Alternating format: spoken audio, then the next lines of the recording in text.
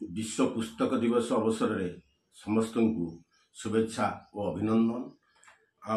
आज विश्व पुस्तक दिवस अवसर में विशिष्ट लेखक श्रीयुक्त गोपीनाथ महांती परजा पुस्तकटी जहाँ मोर हस्तगत हो तार पढ़ार सुजोग पाऊँगी।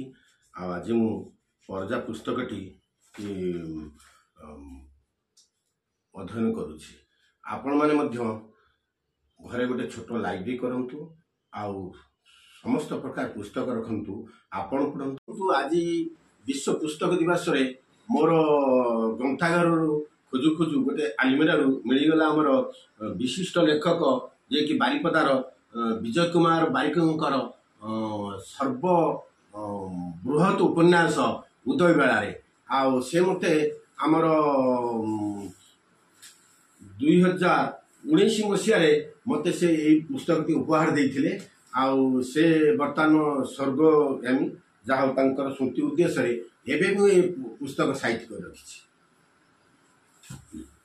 ओडिशार बृहत्तम उपन्यास सर्वाधिक 1470 पृष्ठा विशिष्ट उदय बेलारे जार लेखक विशिष्ट लेखक स्वर्गत विजय कुमार बारिक मते उपहार देते। तांकर स्मृति एवं साहित्य कर रखी।